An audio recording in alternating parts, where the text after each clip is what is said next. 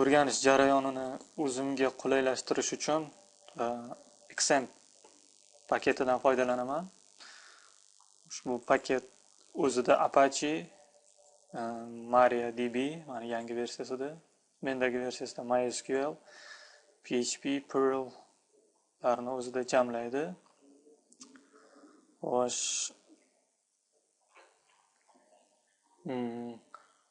Ushbu paket bilan qanaqa qilib ishlashni o'rganmoqchi bo'lsangiz, mabodo bilmasangiz, unda men shaxsiy blogimda kirgan paytingiz, men /uz adresida ana Xampdan foydalanish bo'yicha darslik tayyorlab chiqarib qo'yganman. Ushbu darslikni ko'rib chiqib,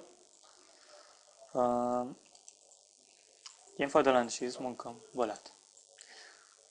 Men o'rnatish va boshqa jarayonlarni ko'rsatmayman, lekin qanaqa qilib o'zimda ushbu darslar uchun nastroykalar qilganimni ko'rsataman. Sababi aynan mana shu darslikda aynan men qilgan jarayonlar yo'q. O'zingiz uchun kerak bo'lgan operatsion sistema versiyasini yuklab olganingizdan keyin, o'rnatgandan keyin mana bunaqa ko'rinishda papkalar manzili bo'ladi. htdocs papkasini ichida men darslar.log papkasi ochib, uni ichiga public html papkasini joylashtirdim. Bu keyinchalik ishlatishim uchun ham kerak bo'ladi. Logs papkasida esa loglar joylashadi. Bularni ham hozir ko'rsataman.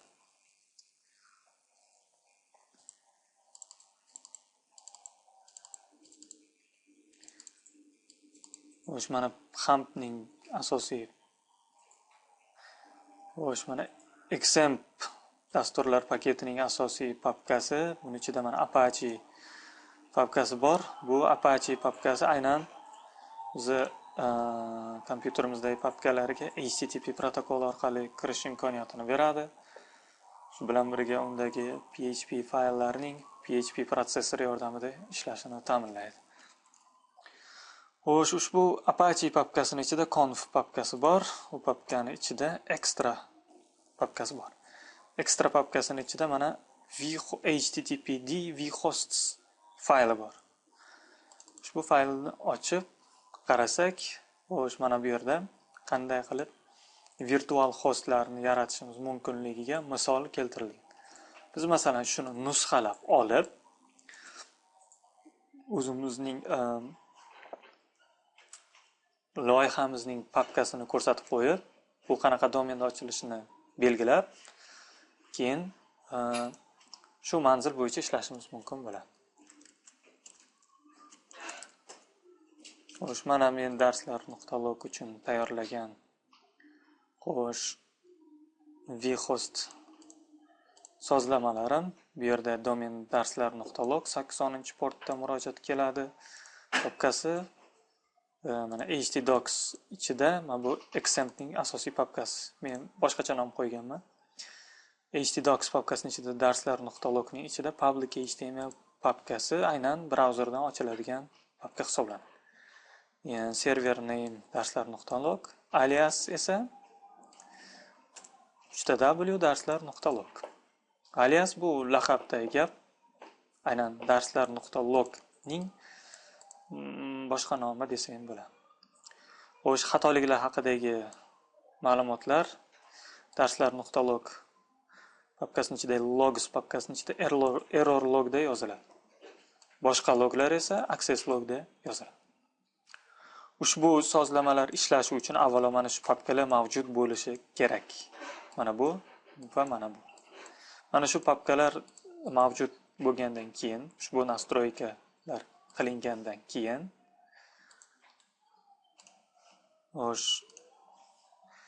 mana bu Xampp control panelida Apache ishlab turgan bo'lsa, restart qilinadi. Stop va start. Agar sozlamalar to'g'ri bo'lsa, unda Apache muammosiz yonadi. Biz hozirda MySQL bilan ishlamaganimiz sababli MySQLni yoqmayman. Bizda demak Apache yondi. Endi darslar.log bu domen hisoblanadi. Ushbu domen ayni aslida yo'q. Shuning uchun agar biz bu domen bo'yicha brauzerimizga murojaat qiladigan bo'lsak, unda hech qanaqa biror sahifa ochilmaydi. Shuning uchun o'zimiz ishlayotgan kompyuterda o'zimiz uchun zaruriy muhitni tayyorlash jarayonining bir qismi sifatida Windows'imizning hosts faylini tahrirlaymiz. Bu fayl odatiy foydalanuvchilar tahrirlaydigan fayl hisoblanmaydi. Shuning uchun oldin bu fayl bilan ishlamagan bo'lishingiz ham mumkin. Bu hech qanaqa juda qo'rqinchli fayl emas, ammo tahrirlash jarayoni ba'zan qiyin kechishi mumkin. Sababi ba'zan antivirus va boshqa ruxsat bilan ishlaydigan boshqa dasturlar yo muhitlar sizning ushbu faylni tahrirlashingizga ruxsat bermasligi mumkin. Shuning uchun siz foydalanayotgan foydalanuvchi ushbu operatsion tizimning administratori hisoblanishi kerak. Va shu faylni tahrirlashda hech qanaqa biror dastur monelik qilmasligi kerak. Ushbu faylning qayerda joylashganiga to'xtaladigan bo'lsak, u Windows o'rnatilgan diskning Windows papkasining ichida, System 32 papkasining ichida drivers papkasi bor, uning ichida etc degan papka bor. Mana. etc papkasining ichida hosts degan fayl bor. Hosts degan faylni tahrirlashimiz uchun, masalan, total commander bo'lsa, F4 ni bosishimiz kifoya. Yoki birorta matn muharriri bilan ochib olishimiz ham mumkin. Hozir men F4 ni bosaman. Men F4 bosganimda ushbu hosts fayl ochildi. Ushbu faylning boshida bu aslida nima ekanligi, nima maqsadda ishlatilishi haqida qisqacha ma'lumot berilgan va ushbu faylga o'z nastroykalarini qanaqa qilib kiritish bo'yicha mana namuna ham berilgan. Bu fayl ma'lum bir domenning qaysi IP ga biriktirilgani haqidagi ma'lumotni saqlaydi. Ushbu fayldagi nastroykalar faqatgina mana shu operatsion tizim uchungina amalda bo'ladi. Boshqa operatsion tizimlarga yo boshqa kompyuterlarga hech qanaqa buni aloqasi yo'q. Shuning uchun darslar.log domeni faqatgina mening operatsion tizimimdagina ishlaydi. Boshqa operatsion tizimga buni hech qanaqa aloqasi yo'q. O'z darslar.log domeni aslida fizik jihatdan fayllari mana shu kompyuter o'zida turgani uchun mana shu kompyuterning lokalniy IP-sini, ichki IP-sini ko'rsatamiz. Kompyuterning lokalniy IP-si, ya'ni local hosti 127.0.0.1 hisoblanadi. O'z darslar.logni qanaqa qilib ko'rsatamiz? Mana 127.0.0.1 keyin bu yerga darslar.log bo'ladi. Mana menda o'z kiritilgan. Ana endi darslar.log domenini, vhostini xo'sh tayyorlab olish jarayoni bilan tanishdik. Endi sinab ko'ramiz. Ushbu darslar.log domeni yo'q diapazonda bo'lgani uchun, yo'q zonada bo'lgani uchun, ya'ni .log degan birinchi darajali domen ro'yxatga olinmagan. Shuning uchun brauzerlar bu domenni aynan .log bilan tugovchi domenni domen deb hisoblamaydi. Shuning uchun agar biz darslar.log deb kiradigan bo'lsak, bu qidiruv sistemasiga o'tib ketishi mumkin. Buni domen emas, so'z deb hisoblab internetda qidirishni boshlashi mumkin. Shuning uchun boshiga darslar.log domenini avvaliga mana bu http 2.2/ ni qo'yamiz. Shunda brauzer buning aslida domen ekanligini tushunadi va domenga murojaat qilganda murojaat qiladi. Enter bosamiz. Mana bizning papkani o'zi ochildi. Bu yerda hech qanaqa fayl mavjud emasligi tufayli bu yerda bo'sh papkani o'zi turibdi. Endi biz darslarni boshlash jarayonida tanishib chiqamiz. HTML fayllarimizning kengaytmasi .html hisoblanadi. Xo'sh, demak, domenimiz tayyor, ishchi papkamiz tayyor. Endi biz bu dastur bilan tanishamiz. Ushbu dasturning nomi Sublime Text deb ataladi. Ayni paytda 3-versiyasi amalda. Downloadga bossak, mana 3-versiyasi. Mana o'zingizga kerakli, ma'qul kelgan variantini yuklab olib, bemalol o'rnatib olishingiz mumkin. Xo'sh, bosh sahifasiga kiradigan bo'lsak, bu yerda ba'zi bir dastur taklif qiladigan qulayliklar bilan tanishishimiz mumkin. Masalan, mana Ctrl D tugmasini bosganimizda bir xil so'zlarni jamlab olish imkoniyatiga ega bo'ladi. Ctrl Shift L esa mana ko'rib turgan narsalaringizni amalga oshirish imkoniyatini beradi. Barcha yangi qatorga bittadan kursor qo'yib beradi. Ya'ni bu dasturda bir emas, bir nechta kursor bilan ishlash imkoniyati mavjud. Mana Ctrl Shift P o'z sintaktikasini belgiladi. Mana keyingi slaydga o'tadigan bo'lsak, bu nima qilar ekan demak? Bu papkalar ichidagi fayllarni ochib olish imkoniyatini beradi. Buni ichidan izlab yurmasdan. Oxirgisi demak regular expression yordamida yoki boshqa belgilar bilan boshqa amallarni bajarish imkoniyatini berar ekan.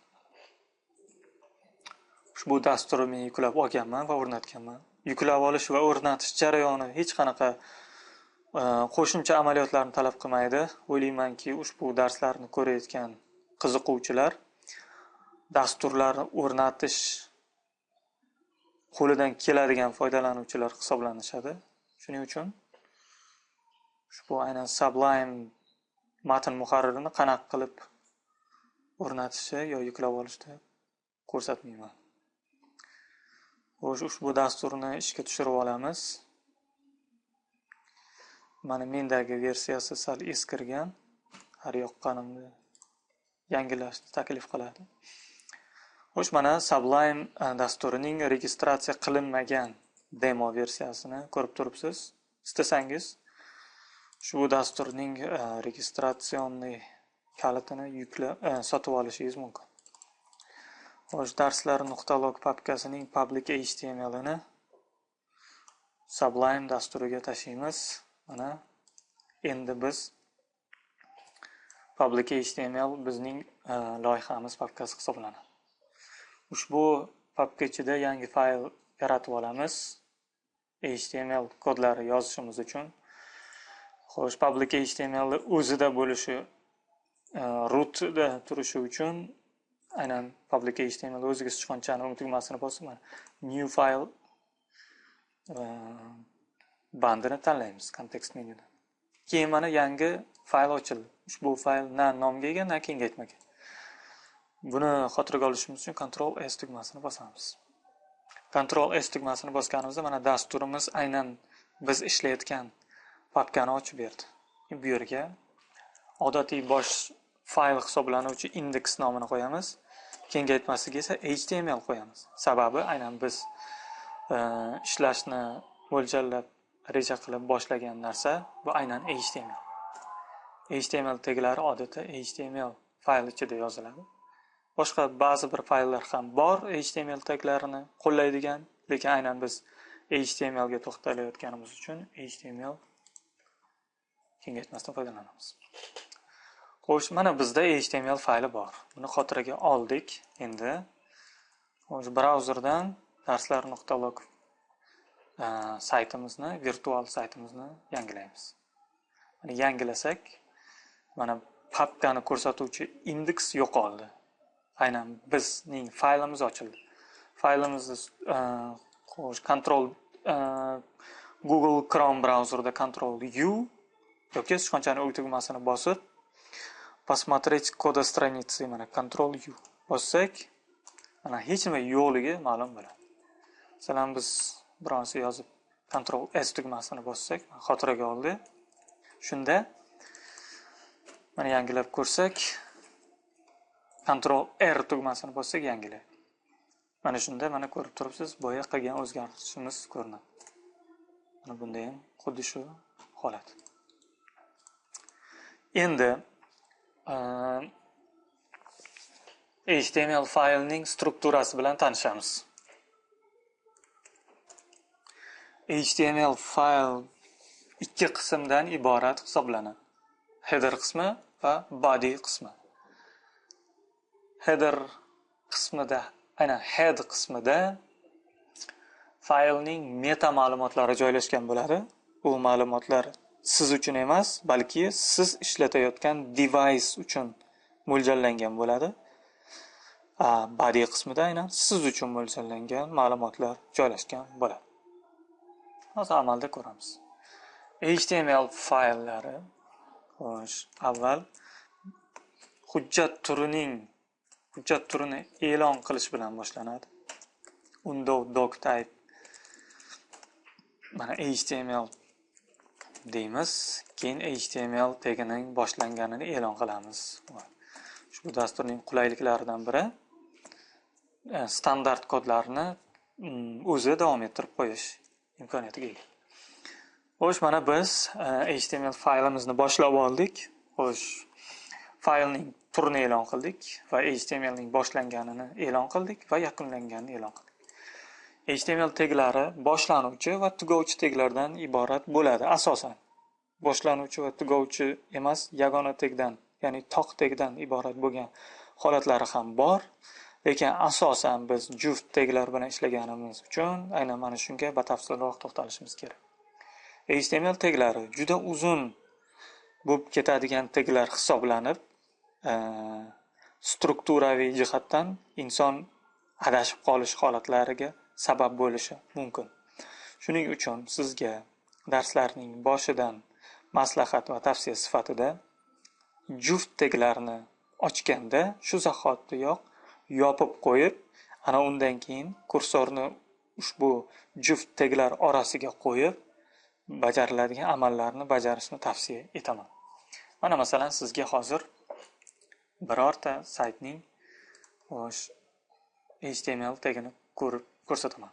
Mana masalan men bu shaxsiy blogimni kodiga qaraydigan bo'lsak, mana bitta sahifada mavjud HTML taglar. Bular juda uzun. Agar siz masalan mana bu jarayonda masalan bu yerda ochuvchini ochib yopuvchini unutgan bo'lsangiz, yana unda mana buncha kod orasida adashib qolishingiz mumkin. Shuning uchun doimo ochgan tagingizni shu zahoti yoping. Mana o'shanda strukturaviy yoki sintaktik xatoliklarni oldini olgan bo'lasiz. Xo'sh, endi xotiraga olamizda head qismi bilan tanishamiz. Head qismi mana head deb boshlanadi va head deb tugaydi. Aynan taglarni yozish bilan tanishadigan bo'lsak, HTML da barcha taglar mana bunaqaga kichik belgisi bilan boshlanib, katta belgisi bilan yopiladi. Mana HTML shu burchakli qavs orasida yoziladi. Xuddi shunday head qismi ham shunaqangi maxsus burchakli qavs orasida headligi e'lon qilinib, mana keyin mana bunaqangi slash bilan boshlanib, headligi yakunlanadi. Masalan, body qismini ham boshlaydigan bo'lsak, body deymiz. Keyin yana burchakli qavs slash qo'yib body deymiz. Mana body qismi boshlandi, body qismi yakunlandi. Endi head qismiga masalan bironsi yozamiz. Masalan, demaylikda head qismi. Bunisiga esa body qismi deymiz. Xotiraga olamiz, refresh qilamiz. Head qismi ham, body qismi ham ko'rinar ekan. oddiy string, oddiy yozuv ko'rinishda yozsak. Endi head qismiga biz faylning faylligi haqida, uning qanaqa faylligi haqida, uning fayl sifatidagi boshqa xossalar haqidagi ma'lumotlarni kiritamiz. Bularga bir qo'llanma bilan tanishaylikchi, nimalari bor ekan.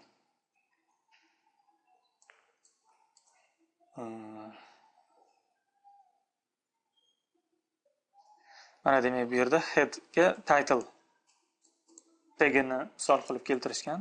Title bu faylning sarlavhasi hisoblanadi. Sahifaning emas.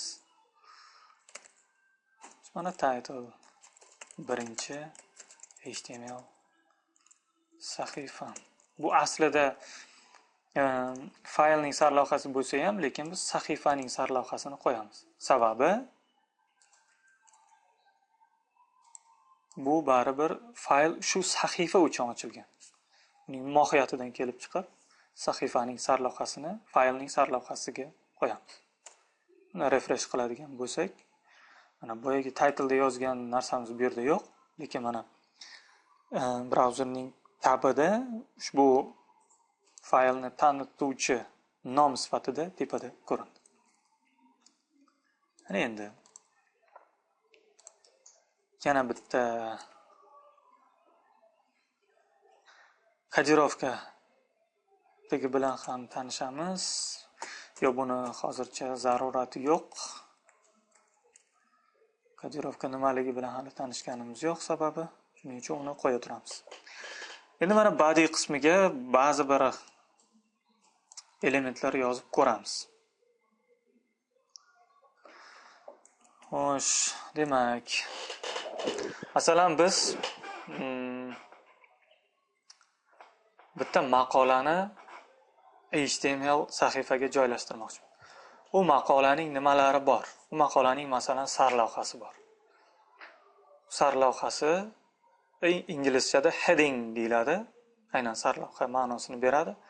Headinglarni maxsus tagi bor va ularning maxsus o'lchamlari ham bor. Heading taglari H deb nomlanadi va H harfidan keyin raqam ko'rinishida uning o'lchami beriladi. Masalan, hozir bitta biz maqola qo'yamiz. Xo'sh, birorta maqola mana masalan Ehson atamasining dasturchilikdagi zamonaviy ma'nosi. Masalan, mana maqolaning sarlavhasi deymiz.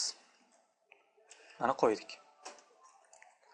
Keyin matnidan masalan ikkita abzatsni olamiz.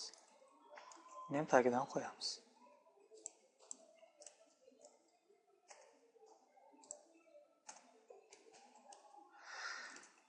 Endi bu mana matn hozir matn muharririda chiroyligina ko'rinib turibdi. Sarlavha, orada bitta qator, birinchi abzats, yana bitta qator, ikkinchi abzats. Endi darslar log domenimizni yangilasak, mana bundagi kontent bizning matn muharririmizdagi kontentdan ko'rinish jihatdan juda farq qiladi. Biz uni ko'rinishini aynan mana shunga o'xshatishni masalan maqsad qilib qo'ysak hozir, unda ba'zi bir amaliyotlar qilishimiz kerak bo'ladi. Masalan, bu qator sarlavha. Shuning uchun biz heading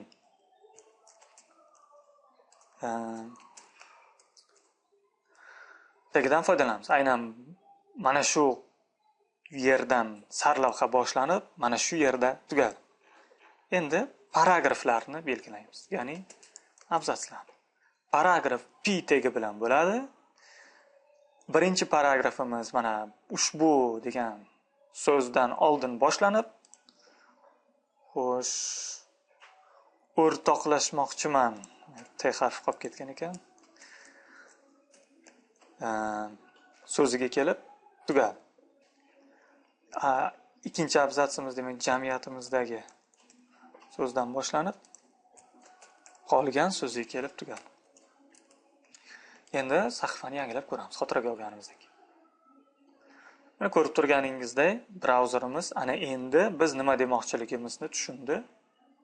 ya'ni HTML teglari yordamida brauzerimiz ushbu fayldagi kontentni qanaqa ko'rinishda ko'rsatish kerakligi ekanligini tushundi. Demak, mana shu holatdan xulosa qilib aytadigan bo'lsak, HTML tilining vazifasi brauzerga kelayotgan ma'lumot kontentning qanaqa ko'rinishda taqdim etilishi kerakligi, ya'ni qanday ko'rinishda render qilinishi kerakligini brauzerga tushuntiradigan til hisoblanadi.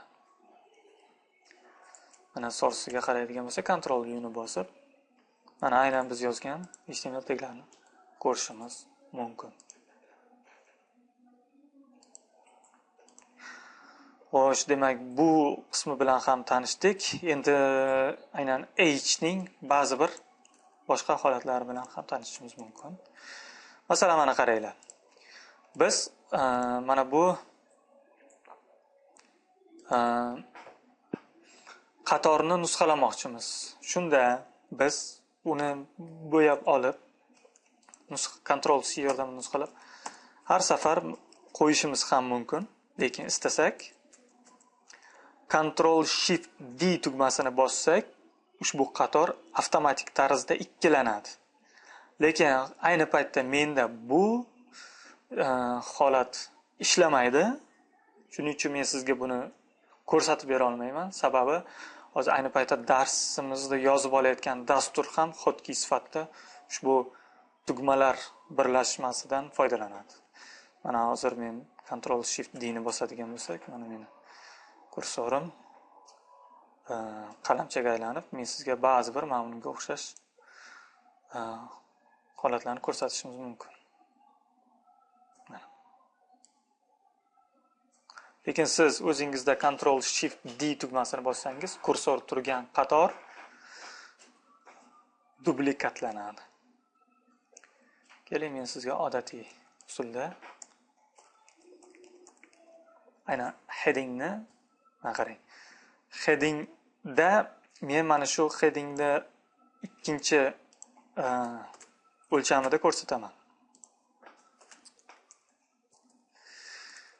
Nusxalangani mana. Ko'ryapsizmi? H1 bilan H2 ning o'rtasidagi o'lcham jihatdan farqi. Endi men bunga H3, men bunga H4 qo'yib ko'ramiz. Demak, men hozir mana bu H1 ni qanaqadir H4 ga masalan o'zgartirsam, unda uning yopuvchisi ham xuddi shunaqa bo'lishi kerak. Men 2 marta 1 ni o'chirib tahrirlashni istamayman.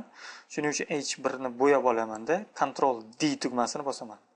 Shunda 1 marta bossam, o'ziga o'xshash birinchi uchragan matnni bo'yab oladi dastur. Kursorimiz ikkita bo'lgan hozir ko'rayotganmiz. Agar Ctrl D ni yana 1 marta bossam, unda 3-chisini belgilaydi. Agar yana 1 marta bossam, unda 4-chisini belgilaydi. Shunda men masalan H3 ni belgilashim mumkin. Ctrl S qilamiz, mana ko'rib turibsiz, barcha to'rtala holatda ham o'zgarish bo'ldi. Ctrl R qilsak, mana tagidagi ikkita sarlavha ham o'zgardi. Keling, mana buni H4 qilib qo'yamiz. Hozir bo'yab oldim. O'ngga yo'nalgan ko'rsatkich tugmasini bitta bosaman, shunda bo'yalgan holati ketadi-yu, lekin kursor ikkitaligicha turadi. Shunda 3 ni o'chiraman, 4 yozaman. Refresh qilaman. Mana ko'rib turibsiz, H, ya'ni headingning 4 ta o'lchamini ko'rdik. Buning o'lchamlari 6 ta jami, adashmasam, zaruratdan kelib chiqib foydalanish mumkin. Demak, birinchi HTML uchun ajratilgan darsimizda biz xo'sh HTML faylini e'lon qilish, unda meta ma'lumotni kiritish, body qismida heading tagi va paragraf taglaridan foydalanishni ko'rib chiqdik. Keyingi darslarda boshqa yangi taglar bilan tanishamiz. E'tiboringiz uchun rahmat.